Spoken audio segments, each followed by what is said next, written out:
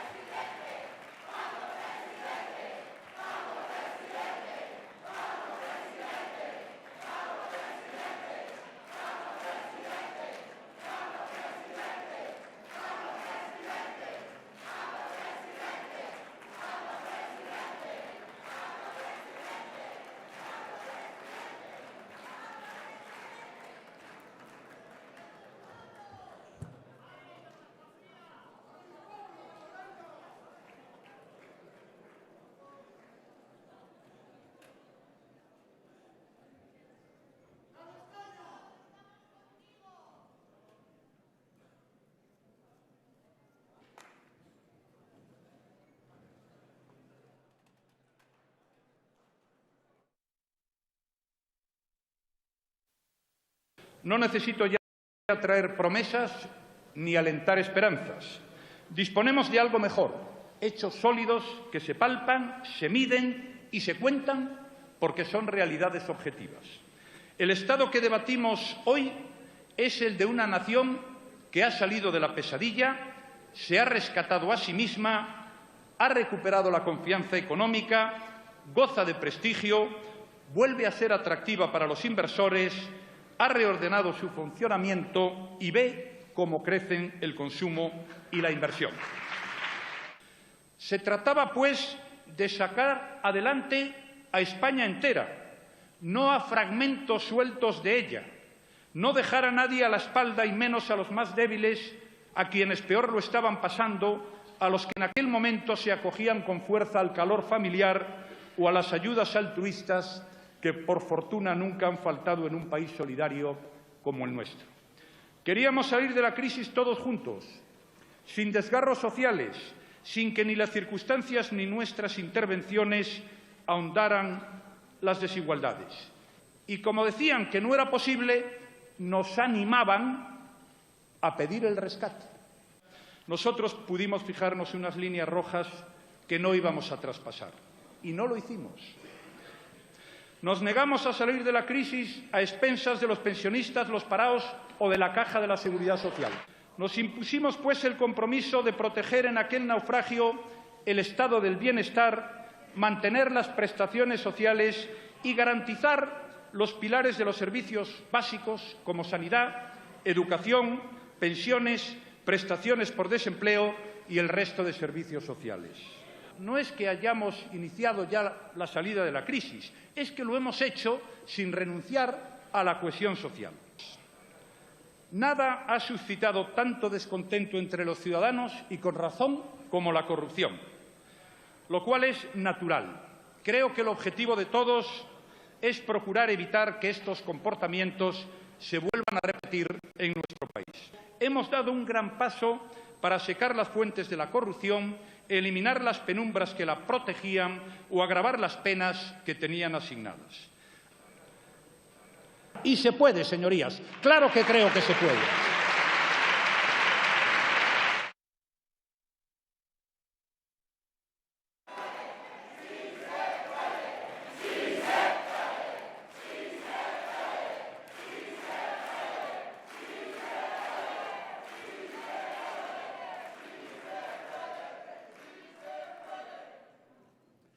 Hacía falta que la oposición respondiera al Gobierno, por eso estamos aquí.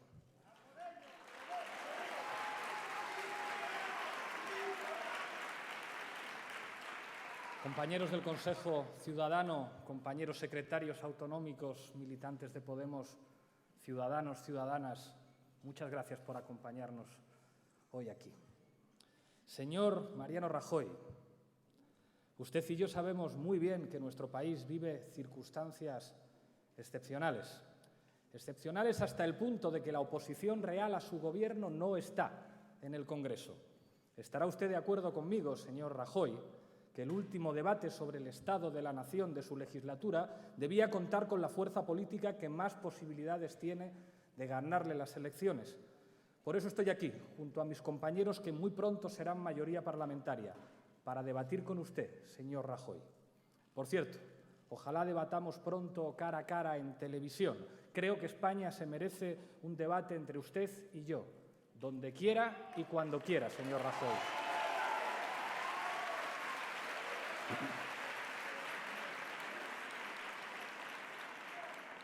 He seguido con atención su discurso y he seguido también las intervenciones de otros diputados, así como sus réplicas. Les he visto a todos muy agresivos, señor Rajoy, elevando el tono, incluso insultando. Yo no voy a elevar el tono ni voy a insultar a nadie. Voy a responder a su relato sobre la situación de España, que no comparto, y voy a explicar lo que haremos nosotros cuando gobernemos. Usted nos ha dedicado en su intervención algunas palabras gruesas y algunos insultos. No voy a entrar en ese juego con usted. Nuestro país no se merece más broncas. España se merece que usted y yo debatamos sobre qué país queremos construir. Vamos a ello, señor Rajoy. Usted dijo ayer: España ya ha salido de las pesadillas y no hemos necesitado una década, sino solo 3 años. Dijo usted, señor Rajoy, que 1 de cada 2 empleos creados en 2014 han sido indefinidos. Usted, señor Rajoy, antes de las elecciones se hizo una fotografía en una oficina del INEM. ¿Cree usted que podría ir este próximo lunes a hacerse una foto como aquella? Yo creo que no. El Fondo Monetario Internacional, señor Rajoy, nos dice que llegaremos al fin de la próxima década con apenas un 20% de paro. ¿Es esta la España que usted quiere gobernar, señor Rajoy? Señor presidente, usted se equivoca. El paro sigue en niveles escandalosos, pero el problema no es solo ese. El problema es que el empleo que se crea no cumple la función que supuestamente debería tener como medio de acceso a la condición de ciudadanía. Véngase conmigo a donde está la gente, señor Rajoy. Baje a conocer la realidad de mi país.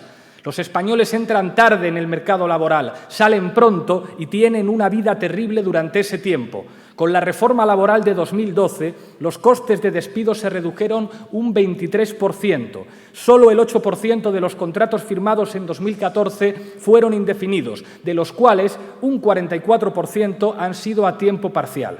Los trabajadores a jornada completa Cobran de media 15,6 euros la hora. Los de tiempo parcial, solo 10,3 euros la hora. El 92% de los contratos firmados en 2014 eran temporales, señor Rajoy, y el 40% de esos contratos duró menos de un mes. De los contratos temporales que duran menos de una semana, el 40% son además a tiempo parcial, un total de 1,6 millones en 2014. Tras las dos últimas reformas laborales, la primera del Partido Socialista, la segunda del Partido Popular, los contratos de menos de 7 días se dispararon un 48%. Los contratos temporales por horas crecieron un 31% desde que comenzó la crisis. Casi medio millón de españoles han encadenado contratos temporales durante 6 años.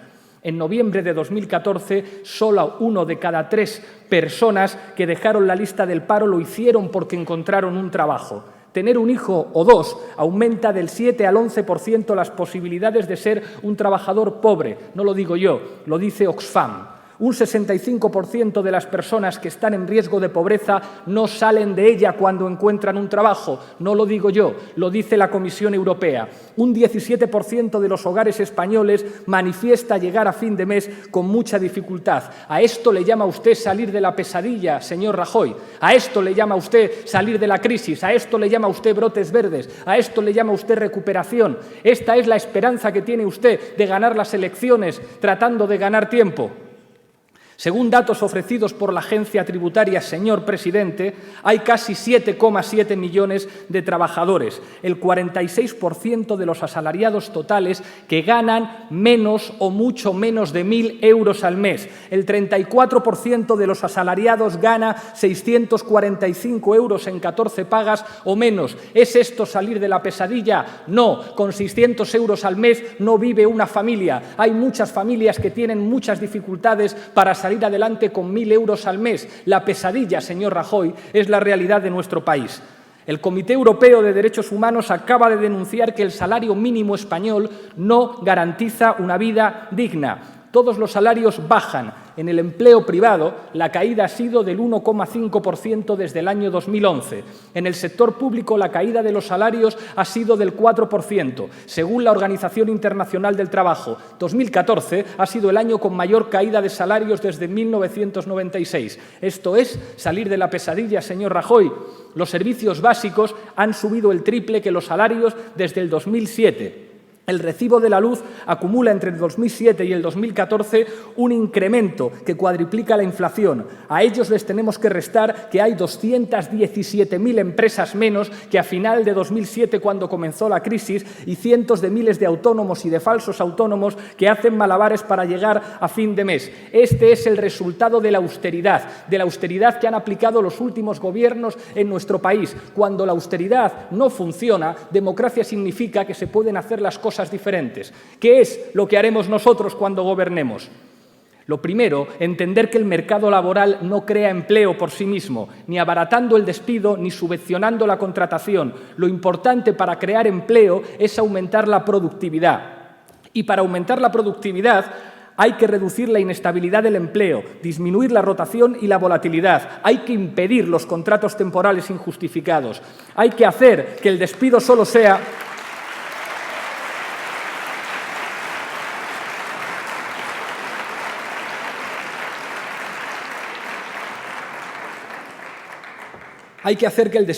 sea la última opción. Muchas gracias.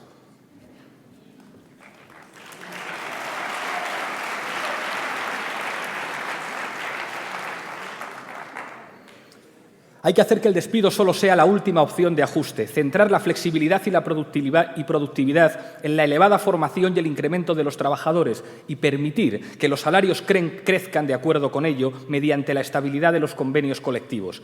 Tenemos que impulsar otra política de creación de empleo, señor presidente, crecimiento económico con innovación y tecnología, una política económica plenamente volcada a favor de la industria y el medio ambiente, un ingente y sostenido esfuerzo en formación, en educación y en políticas activas de empleo y un mercado laboral que se traduzca en productividad y no en inestabilidad y en precariedad. Rebajar la jornada laboral al nivel de los países europeos, señor Rajoy, aumentaría la productividad y permitiría hacer realidad la conciliación entre la vida laboral y la vida familiar.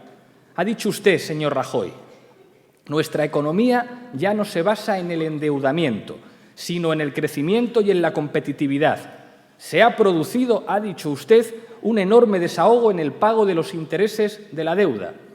Señor presidente, permítame que le recuerde que el nivel de endeudamiento de la economía española no ha dejado de crecer desde que se aplican políticas de recortes y de austeridad. En 2015 vamos a pagar 100 millones al día de intereses de la deuda y esa deuda será del 100% del PIB, cuando empezó en el 35% en el 2007. Y así seguirá aumentando mientras sigamos aplicando medidas económicas propias de fanáticos que disparan el gasto que va directo al bolsillo de los acreedores.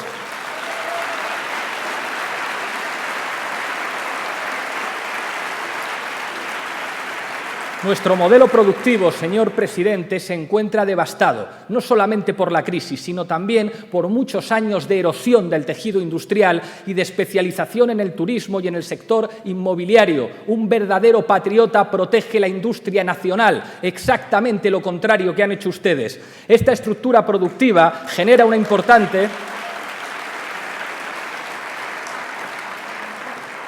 Esta estructura productiva genera una importante dependencia externa para muchos bienes y manufacturas, particularmente para los de mayor contenido tecnológico, dado que se carece de desarrollo industrial significativo en esos sectores. Pero el modelo productivo español no solo es débil por ser excesivamente dependiente del exterior, es débil porque no es capaz de garantizar las principales necesidades sociales y productivas de nuestro país.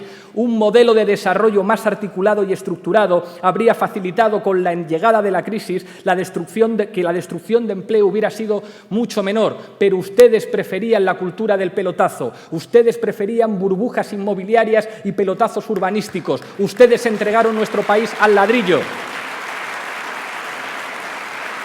ustedes desmantelaron la base de resistencia de un país frente a la crisis que es su tejido industrial. Ustedes atacaron la organización de los trabajadores. Ustedes nos han convertido en un país dependiente que se puede convertir en una colonia de Alemania. Y los patriotas no queremos ser una colonia de nadie. Queremos soberanía.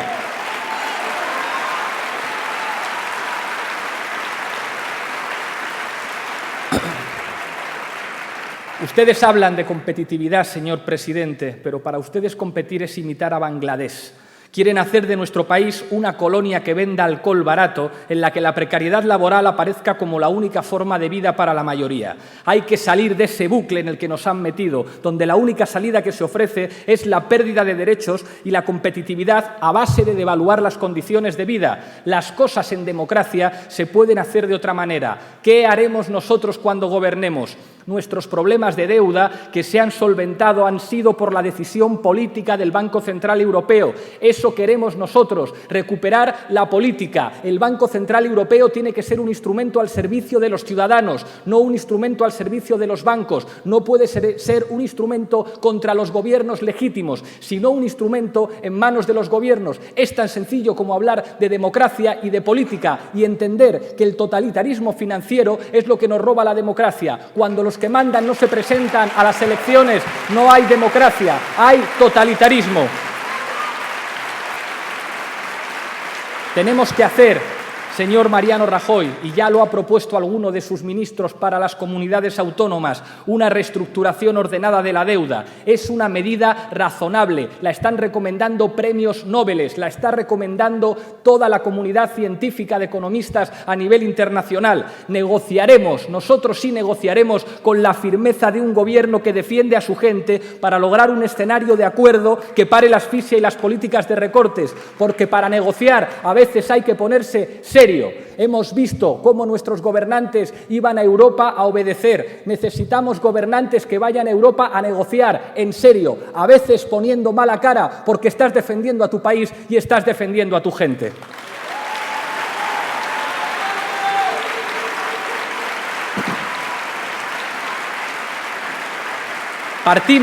Partimos de una base muy simple. la inviabilidad de la economía española para atender a su deuda. Esto es así, es una deuda que no se puede pagar, no lo digo yo, lo dicen los economistas. Mientras no pueda el Gobierno liberar recursos que ahora se van en pagar intereses para recuperar el tejido productivo, cambiarlo y recuperar las condiciones de bienestar de la ciudadanía, esto no va a ser más que un proceso de profundización en la miseria, en la servidumbre. Para poder hacer política, un Gobierno tiene que utilizar instrumentos democráticos para hacer que la economía esté mejor. Las reestructuraciones ordenadas de la deuda se han hecho cientos de veces. Sin ir más lejos, en el año 1953 muchos países europeos perdonaron parte de su deuda a Alemania para que pudiera desarrollarse económicamente. Eso es lo que hacen los gobiernos responsables.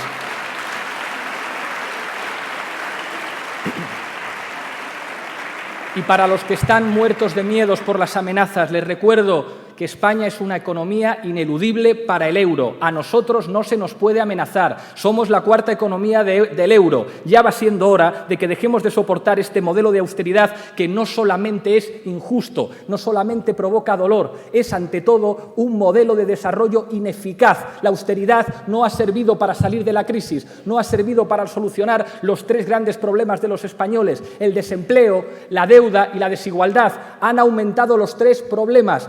No es un problema de que hagan daño a la gente, es que son ineficaces. Es que ustedes, señor Mariano Rajoy, han demostrado ser un gobierno inútil. Se lo digo con todo el respeto.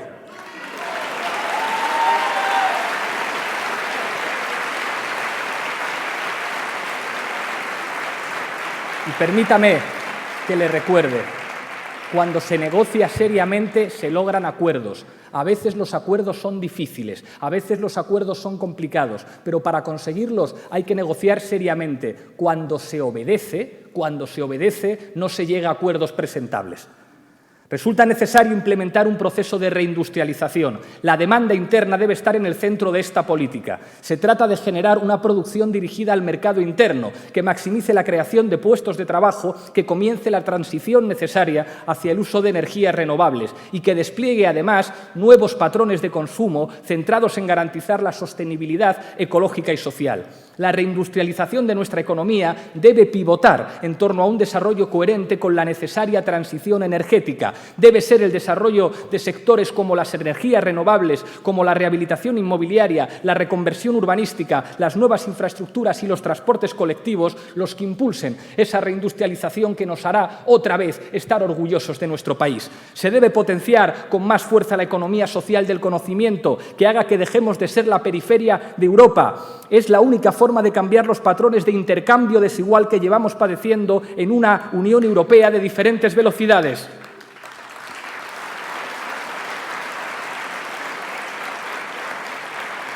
Un patriota, un verdadero patriota, señor presidente, sabe que hay que crear valor agregado, pero distribuyendo, y no lo que se ha hecho hasta ahora, que ha sido extranjerizar la ciencia y la tecnología, haciendo que perdamos soberanía en ese eje estratégico, que es el I+D+I. Por eso el Gobierno, que pretende que la inversión pública en I+D+I se congele nada menos que hasta 2020, actualmente en España solamente se invierte el 1,24% del PIB en I+D, se está equivocando. No pedimos la luna, pedimos equiparar la inversión española en I+D+I en la media europea, que supera el 2%. Simplemente decimos, hay que ponerse al nivel europeo.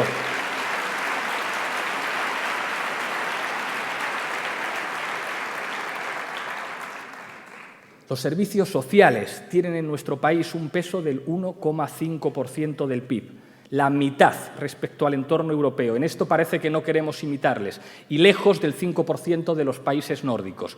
Tenemos que desplegar un plan de políticas públicas en materia de intensificación tecnológica y ambiental, abriendo realmente la puerta a la economía verde para salir de un modelo del ladrillo y sol improductivos, inestables y precarios. Nunca más España deberá vivir del ladrillo. Queremos estar orgullosos de nuestro país. No queremos ser el país que está lleno de viviendas vacías. Queremos un país con industria y con economía verde. Tenemos que apostar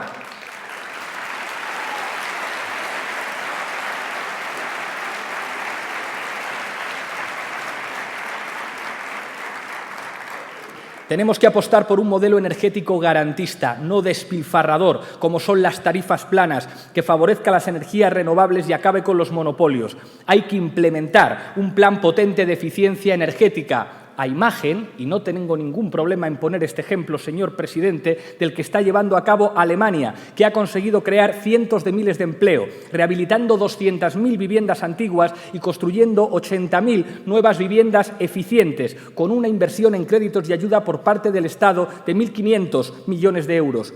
El secreto de estos excelentes resultados está en que, al ser la eficiencia energética tan rentable, por cada euro, por un euro que invierte el Estado, se movilizan 9 euros privados. No estamos pidiendo la luna, estamos pidiendo sentido común, estamos pidiendo una política económica seria. Según el Observatorio Crítico de la Energía, un plan de estas características en España podría llegar a crear 300.000 puestos de trabajo, no 300.000 puestos de trabajo precarios, 300.000 puestos de trabajo, que es lo que hace falta en este país.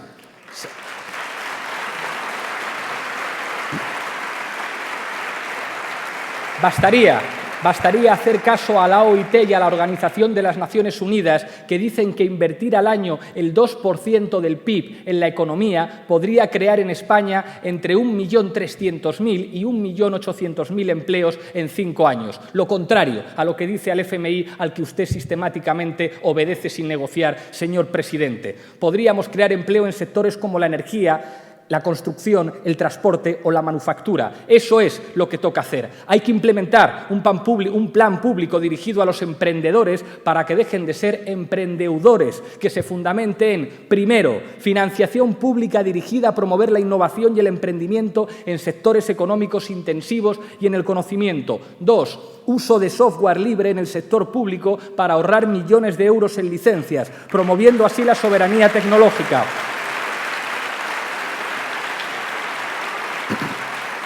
Le doy un dato, señor presidente. El 35% de todo el código de las aplicaciones informáticas en Europa ya es software libre. El software libre ahorra a la economía europea más de 450.000 millones de euros al año, según el CENATIC, el Centro Nacional de Referencia en la Aplicación de las Tecnologías de la Información y las Comunicaciones basadas en fuentes abiertas. 3. Economía del bien común. Hay que ampliar y reforzar los criterios sociales y de sostenibilidad medioambiental en las políticas de promoción empresarial. 4. Impulso de espacios públicos de cotrabajo y consultoría gratuita para profesionales freelance, fomentando así las redes de colaboración y cooperación entre emprendedores. En España hay 1,9 millones de trabajadores autónomos propiamente dichos, es decir, que trabajan por libre. Si se le suma a aquellos que tienen sociedades mercantiles, dueños, por ejemplo, de una peluquería o de un bar, y los que forman parte de cooperativas, la cifra total real de autónomos asciende a más de 3 millones de ciudadanos. Necesitamos un modelo que combine las necesidades flexibles de los autónomos con las necesidades del país. Hay que acabar con la cuota fija. Se debe pagar en función de lo que se facture. Hay que facilitar los trámites y permitir que todos se puedan realizar online. ¿Por qué no dar a los autónomos la opción de pagar trimestralmente? Hay países europeos en los que ya se han aplicado estas medidas de simplificación y ayuda a los autónomos con resultados de gran eficiencia. Ha dicho usted, señor Rajoy, lo que pretendíamos nosotros era más arduo, más laborioso, pero más equitativo. No es que hayamos salido de la crisis, es que lo hemos hecho sin renunciar a la cohesión social. ¿Sabe usted, señor presidente, que 100.000 personas han fallecido durante su gobierno esperando las ayudas a la dependencia? No dice usted la verdad, señor presidente.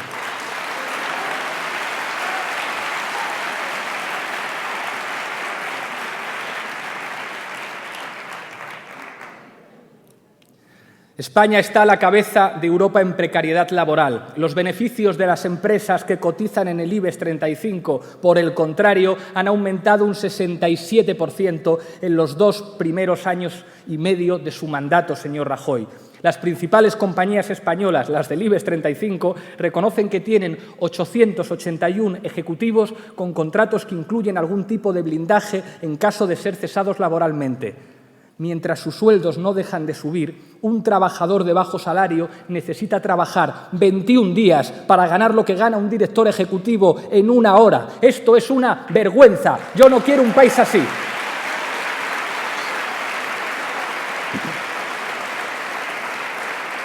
Y esto significa algo muy concreto. Usted, señor Rajoy, ha gobernado a favor de los ejecutivos y en contra de los ciudadanos que tienen que trabajar honradamente para vivir. Yo sé que hacen falta ricos para que la economía de mercado funcione, yo lo sé.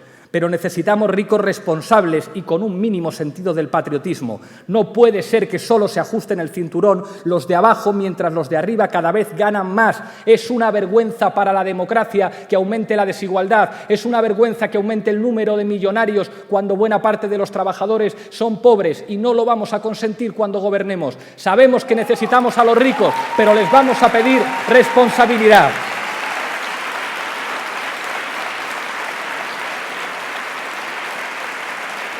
Según Eurostat, tenemos la tasa más alta de Europa en empleados a tiempo parcial que quieren un empleo a tiempo completo. Y no paran de aumentar las horas extras no pagadas. Cada vez se trabaja más tiempo gratis y, por lo tanto, menos tiempo remunerado. Ha aumentado la precariedad, la temporalidad, los trabajadores en situación de pobreza. Pero, como dice la patronal, no estamos para ponernos exquisitos. Le aseguro que cuando gobernemos nosotros nos vamos a poner muy exquisitos defendiendo los derechos de los trabajadores.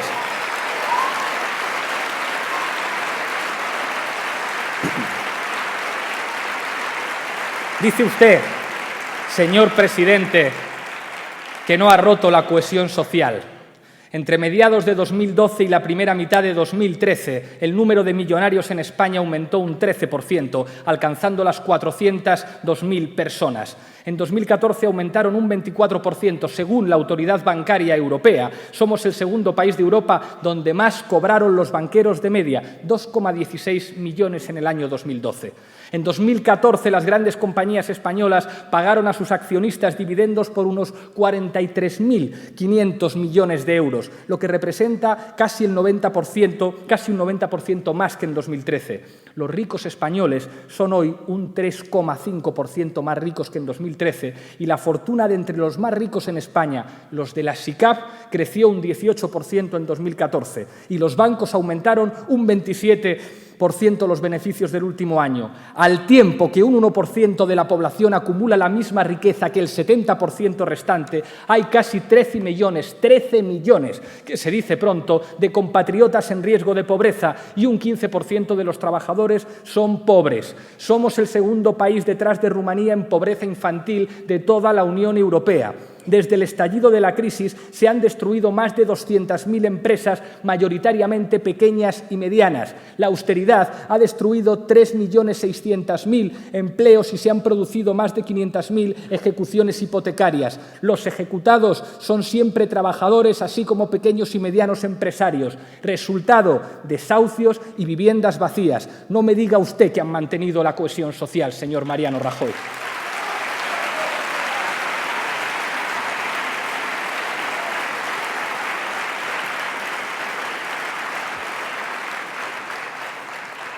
Nuestro sistema de cuidados es muy deficiente, señor presidente. España dedica a cuidados de larga duración solo el 0,6% del Producto Interior Bruto, mientras que Holanda dedica el 3,8% y Suecia el 3,7%. Tenemos un sistema basado en generar facilidades para que las mujeres se retiren del empleo durante los periodos en los que existe necesidad de cuidados en la familia y que desemboca en que haya mujeres que se ven obligadas a cuidar 24 horas al día sin los mínimos derechos. Las empleadas del hogar son trabajadoras que ni siquiera están protegidas por el Estatuto de los Trabajadores. Una sociedad avanzada como la española se merece un estado del bienestar que favorezca la igualdad material entre hombres y mujeres y la corresponsabilidad.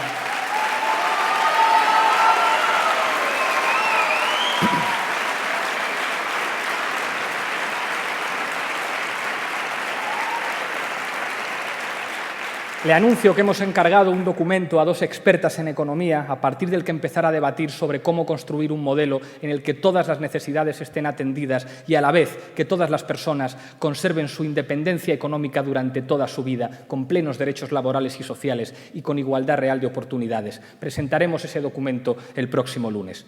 La ruptura de la cohesión social.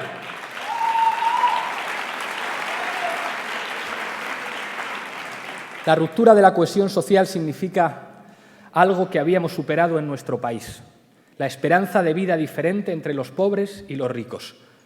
Hoy depende de dónde cojas el metro que tengas más o menos años de vida, y eso rompe la vida social. No queremos para nuestro país las disparidades que son propias de otros continentes. Salvaguardemos, señor presidente, lo mejor del nuestro, conseguido por las luchas de nuestros mayores. ¿Qué haremos nosotros?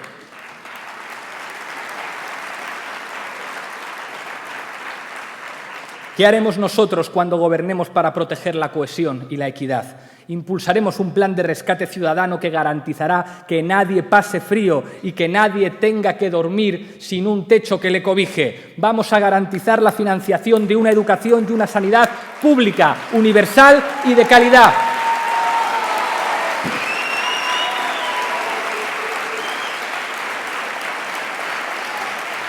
Vamos a proponer medidas que avancen hacia la salida de la precariedad. La renta de garantía de ingresos, similar a la que ya funciona en la Comunidad Autónoma Vasca, es una prestación económica mensual que serviría para atender las necesidades básicas de personas y familias que no disponen de recursos suficientes y les ayudaría a encontrar una salida laboral. Esta ayuda la podrían cobrar las personas que no disponen de recursos o los que tienen son insuficientes para cubrir sus necesidades básicas y que reúnan una serie de requisitos. Pueden ser personas sin trabajo, trabajadores con pocos recursos, pensionistas, preceptores de otro tipo de pensiones, migrantes sin permiso de residencia, etc. Y porque no son elecciones, hoy me voy a acordar también de la cultura, de la que solo nos acordamos cuando hay que hacerse una foto. Hay que bajar el IVA cultural para que en nuestro país vuelva a florecer la inteligencia y el arte.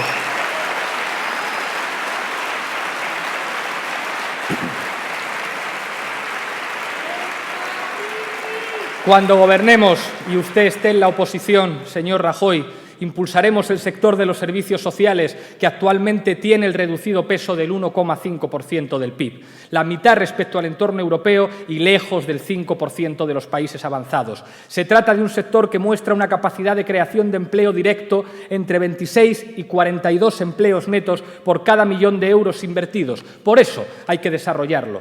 Desde hace varios años, señor presidente, las plataformas de afectados por la hipoteca, así como otros colectivos y actores de la sociedad civil, han señalado que constituye una violación sistemática a los procedimientos de ejecución hipotecaria, una violación sistemática de los derechos humanos, que provocan situaciones de indefensión, se producen desalojos forzosos sin alternativa habitacional y se condena a la exclusión social derivada de las deudas perpetuas. No puede ser, señor presidente, no puede ser.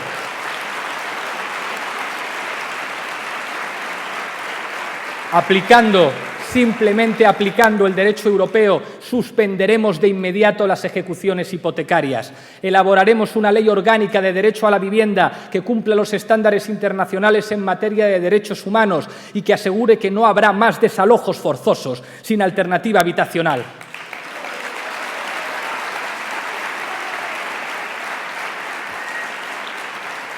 Desarrollaremos un plan de alquiler social para afrontar la crisis habitacional en un país donde sobran las viviendas vacías. Haremos una ley contra el sobreendeudamiento familiar, limitando la responsabilidad del deudor hipotecario al bien hipotecado, y estableceremos mecanismos efectivos para evitar la exclusión financiera, facilitando una segunda oportunidad. No hay derecho que en este país trabajadores que han pagado la mayor parte de su vivienda se tengan que ir con una deuda de 80.000 euros y tengan que trabajar en negro para mantener a su familia y para pagar una deuda impagable.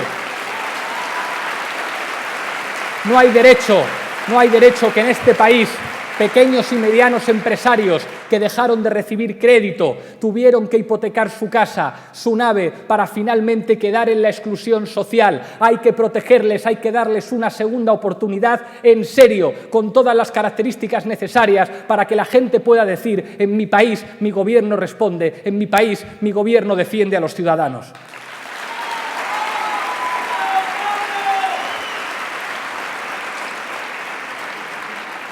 Ha dicho usted, señor Rajoy, el dinero no crece en los árboles. Tenemos que producirlo con nuestro trabajo diario. Para repartir hay que crear, de lo contrario solo se reparte desesperación y miseria. En algo voy a darle la razón, señor Rajoy. El dinero no crece de los árboles. Eso es indudable. Sin embargo, lo que sí parece es que a veces el dinero se esfuma y desaparece. ¿Verdad, señor presidente?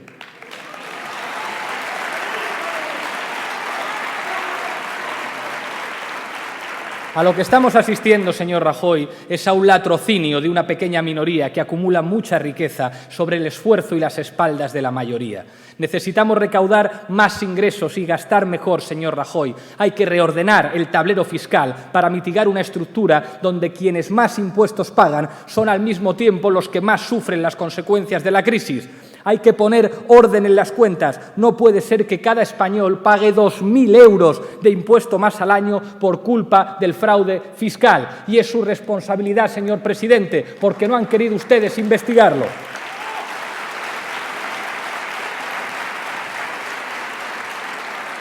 Un gobierno que se ocupa de su gente, un gobierno patriota, no puede admitir que 28 empresas del IBEX 35 hayan pagado 800 millones de euros como impuestos, a pesar de haber ganado 13.100 millones. Esto no supone ni el 7% de presión impositiva, 23 puntos menos que el tipo nominal del impuesto de sociedades previsto para ellas. El sistema tributario en España recauda 7 puntos por debajo de la media europea según Eurostat. No podemos tolerar que los impuestos en España sean tan injustos, señor presidente.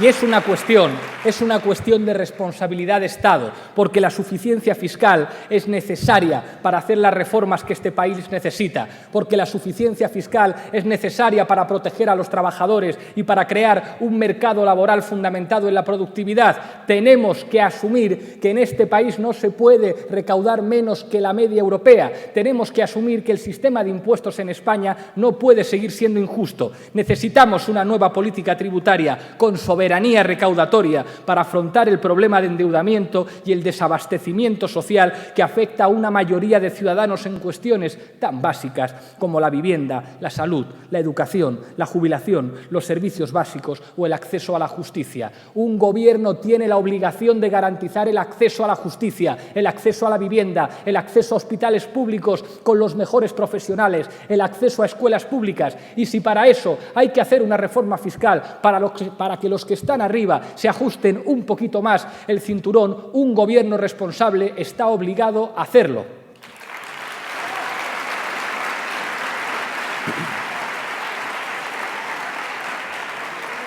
¿Qué haremos nosotros, señor Rajoy, cuando usted esté en la oposición? Con impuestos directos y progresivos. Tendremos impuestos directos y progresivos para que pague más el que tiene mucho más.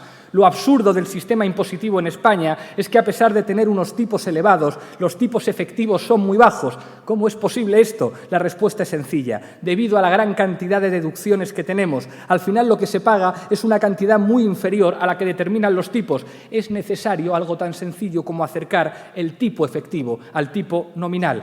Que las grandes fortunas paguen, que los superricos paguen. Tan sencillo como eso. Simplemente equiparándonos a la media europea, recaudaríamos nada más y nada menos, señor presidente, 92.000 millones extra. Es tan sencillo como tener la voluntad política suficiente para hacerlo, y le aseguro que nosotros la tendremos.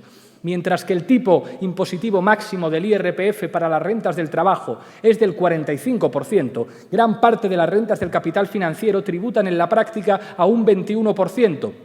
Y las grandes fortunas que tienen más de 1 millón de euros y suscriben una SICAP solo tributan al 1%. Aunque el tipo nominal del impuesto de sociedades era del 30% antes de la última reforma, las 3.000 mayores empresas tributaron al 3,5% de tipo efectivo en 2013. Lo diré muy claro, están robando a los ciudadanos de mi país y nosotros no lo vamos a consentir. Están robando a los ciudadanos de mi país y están discriminando a la pequeña y a la mediana empresa. Si no tuvieran esas ventajas, esas grandes compañías y tributaran al 30%, habríamos recaudado 19.200 millones adicionales. Vamos a introducir, señor Rajoy, un impuesto sobre la riqueza. Un impuesto sobre la riqueza, sí. Está bien que haya ricos, pero necesitamos que sean razonables y que paguen impuestos como los demás. Tenemos un ejemplo aquí cerca, en Francia, donde el impuesto de las grandes fortunas recauda nada menos que el 0,23% del PIB. Este tipo de impuesto es mucho más eficiente que una subida del impuesto sobre la renta. Señor presidente, la renta puede esconderse en un paraíso fiscal, pero es más complicado llevarse la mansión a Suiza, ¿verdad? Se lo puede usted preguntar a los tesoreros de su partido, señor presidente.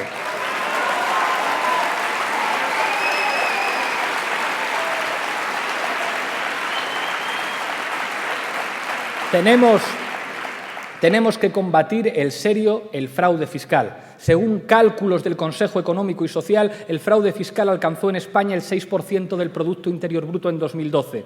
Un equipo de Podemos está trabajando ya con Falciani, que destapó una lista donde hay muchos españoles que se han llevado su dinero a Suiza en lugar de cotizar en España. Vamos a pedirles un poco de patriotismo a los que no quieren pagar impuestos aquí, al tiempo que hay gente que no tiene una asistencia sanitaria decente, una educación decente o servicios públicos decentes. Amar a tu país es tributar en tu país. Señor presidente, usted sabe que estamos en el país de la Unión Europea que menos recursos destina a luchar contra el fraude. Dispone de un trabajador de Hacienda por cada 1.958 habitantes, frente a los 942 de Francia, los 740 de Alemania y los 574 de Luxemburgo. El presupuesto dedicado a la Agencia Estatal de la Administración Tributaria se redujo en 2013 un 7,7% en relación al año anterior.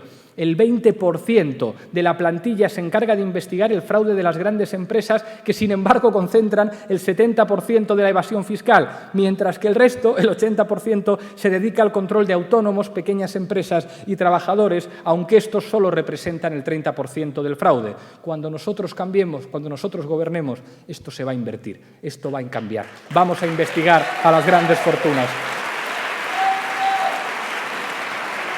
Ha dicho usted, señor Rajoy, con las medidas que hemos aprobado durante esta legislatura hemos dado un gran paso para secar las fuentes de la corrupción. Impresionante. Permítame que me detenga en esto. Según un estudio de la Comisión Europea, el 95% de los españoles consideran que la corrupción está generalizada en las instituciones. Vaya, para haber dado pasos en la buena dirección, la confianza todavía es escasa. Fíjese, señor presidente, yo creo que no podemos quedarnos solamente con el corrupto y lo dejemos todo en un plano individual. Perderíamos la perspectiva y la capacidad de entendimiento de lo que significa realmente la corrupción. No se trata de manzanas podridas, ni simplemente de personas inmorales. No hablamos de derechos aislados, sino de todo un entramado que pudre nuestras instituciones públicas. No podemos hablar de la corrupción del sistema, sino del sistema de la corrupción, cuando ésta se convierte en una forma de gobierno, en una manera de gestionar las instituciones que nos pertenecen a todos. Corrupción también es utilizar mecanismos legales para coger lo público, lo que es de todos, y enriquecer a tus amigos. Corrupción también es la desigualdad. ¿Qué es lo que haremos nosotros? Abordar la corrupción en 4 frentes. Frente judicial. Necesitamos más medios y acabar con la impunidad. Ya lo dijo el presidente del Tribunal Supremo y del Consejo General del Poder Judicial, señor Carlos Lesmes. La ley está pensada para el robagallinas. Hay que escuchar a los jueces. Como han planteado Jueces para la Democracia, no podemos seguir con una ley de enjuiciamiento criminal que es del siglo XIX y que no permite luchar contra los grandes delincuentes y sus complejos estramados. La ley está hecha para permitir que los ricos nos sigan robando. Lo vamos a cambiar, simplemente con voluntad política.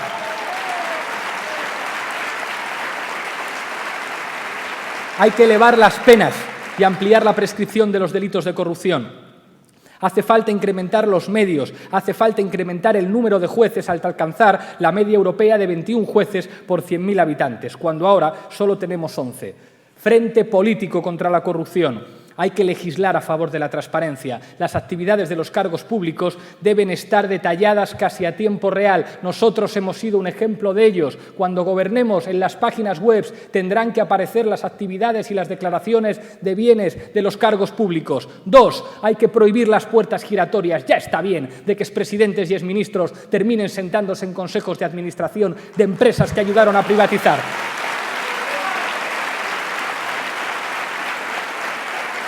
Hay que promover refrendos revocatorios de los responsables públicos, la rendición de cuentas y mecanismos de participación ciudadana a lo largo de la legislatura, para que ganar las elecciones no sea un cheque en blanco para cualquier cosa. Hay que mejorar la iniciativa legislativa popular para que la propia ciudadanía, tras conseguir un determinado número de firmas, pueda interactuar directamente con las instituciones sin la necesidad de que un partido lo acepte. Frente económico. Cada español paga 800 euros más al año por culpa de la corrupción. Una de las principales razones por las que existen tantas tramas corruptas extendidas por todo el país hay que buscarla en el modelo de crecimiento del ladrillo, la burbuja inmobiliaria y la especulación urbanística.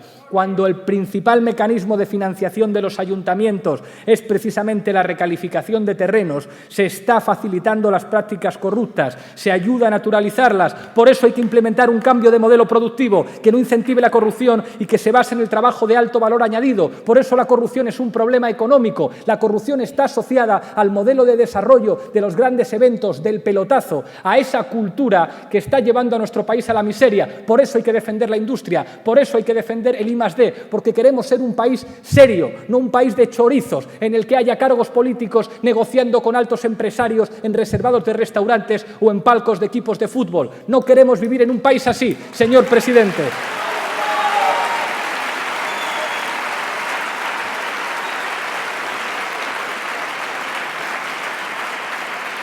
Cuarto frente, frente social. Hay que mitigar la desigualdad social, que es el campo abonado para la corrupción. Las sociedades menos desiguales, las sociedades donde existen más canales de control ciudadano sobre las instituciones públicas, son las sociedades donde menos corrupción existe. Tan sencillo como eso, redistribuir más. Donde hay menos desigualdad, hay menos corrupción. Ha dicho usted, señor Rajoy, que desde el primer momento de la legislatura mi Gobierno dio la batalla en Europa para avanzar de las políticas de austeridad a las de crecimiento, del conformismo al impulso de la integración. Refiriéndose a Grecia, usted añadió, señor Rajoy, la Unión Europea es una comunidad de derecho donde las reglas han de ser observadas por todas las partes que las suscriben. No se trata de un club a la carta y no hay cabida ni para imposiciones ni para medidas unilaterales. No dice usted la verdad, señor presidente. En la primavera de 2012 se firmó el Tratado de Estabilidad, Coordinación y Gobernanza en la Unión Económica y Monetaria, más conocido como Pacto Fiscal. Además de la obligación ya fijada de mantener el déficit fiscal por debajo del 3%, se estableció el compromiso de mantener un déficit estructural por debajo del 0,5%. También se estableció que las normas de control fiscal deben quedar blindadas a las legislaciones nacionales, preferiblemente en las propias constituciones nacionales, dando carácter vinculante y permanente a dichas regulaciones. ¿No se acuerda, señor presidente, de la reforma del artículo 135 de la Constitución española que llevaron a cabo ustedes con el Partido Socialista, que anteponía el pago de los intereses de la deuda a la financiación de los servicios públicos y de las pensiones? No queremos más presidentes que no negocien y que obedezcan. En Europa hay que negociar y no se puede entregar más soberanía.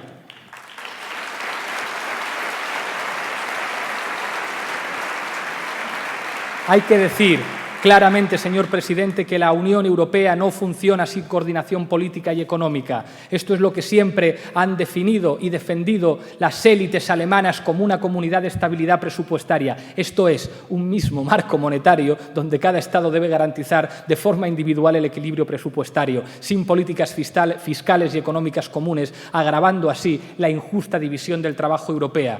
Ante la caída de los precios en los últimos meses, acumulando en los últimos meses con tasas anuales del IPC en negativo como consecuencia de la crisis de demanda que se arrastra desde hace años, y ante el riesgo de que la eurozona entrara en una situación de deflación, ¿ha defendido usted un cambio en el papel que debe jugar el Banco Central Europeo? No, no lo ha hecho. Hacen falta presidentes que digan que el Banco Central Europeo tiene que trabajar para los ciudadanos europeos y no para los bancos, señor Rajoy.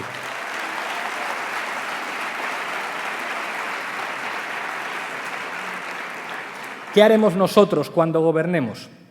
Asumir que las reglas de la austeridad son, en definitiva, las reglas de la deflación en una economía del saqueo por la vía de la deuda. Ya está bien de que la única forma de responder a la crisis sea empeorando las condiciones laborales, privatizando los servicios públicos y bajando los salarios. Estas medidas no solo se han demostrado enormemente dolorosas para los ciudadanos, son absolutamente ineficaces. Se lo digo alto y claro, señor presidente, la austeridad no solamente provoca dolor, la austeridad es ineficaz, no funciona. Y cuando en democracia algo no funciona, se puede cambiar.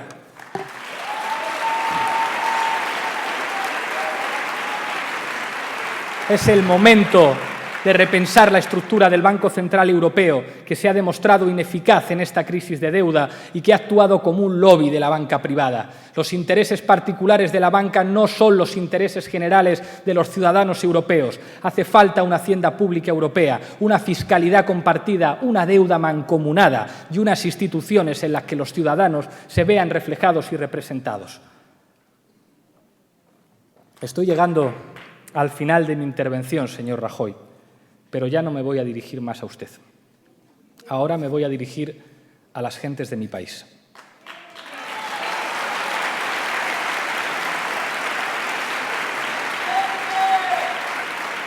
A las mujeres y hombres que sacan el país adelante y cargan la crisis y la austeridad en sus riñones. El Congreso al que me he dirigido desde fuera de él representa la soberanía, pero es solo un símbolo. La soberanía es de los ciudadanos. Son los ciudadanos los que deberán decidir el rumbo que debe seguir España. Algunos creen que la soberanía y la patria son solo eso, símbolos, significantes muertos, edificios oficiales, incluso marcas. Pero la patria no es ningún símbolo ni ninguna marca. España es sus gentes, España es sus ciudadanos. Mi patria no es una bandera, no es un edificio. Mi patria es la gente de mi país.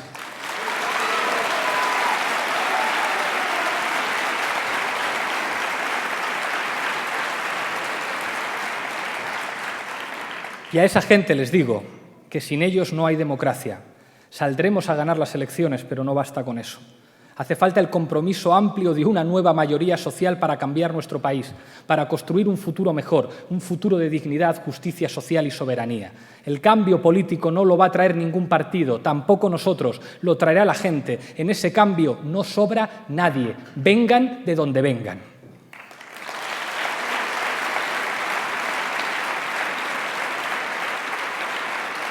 Los que perdieron su trabajo, los jóvenes que han tenido que emigrar, las familias que fueron desahuciadas, las madres que no llegan a fin de mes, los empresarios a los que se ahoga y que hacen malabares para sacar su negocio adelante, los autónomos, los trabajadores públicos hartos de que se expolie y privatice lo que es de todos, los profesionales de las fuerzas de seguridad que están deseando ponerle las esposas a un corrupto y que acabe la impunidad, los pensionistas que se rompieron la espalda para dar un futuro mejor a sus hijos que ahora les roban, los estudiantes que no pueden pagar la matrícula.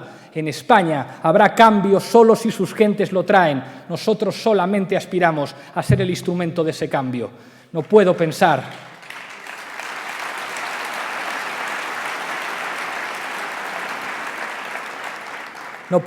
ahora en sus señorías sentadas en sus escaños. Pienso en millones de ciudadanos de este país. Ellos son los depositarios últimos de la soberanía. Ellos son el país del que estoy orgulloso. Ellas y ellos son mi patria. Buenas noches.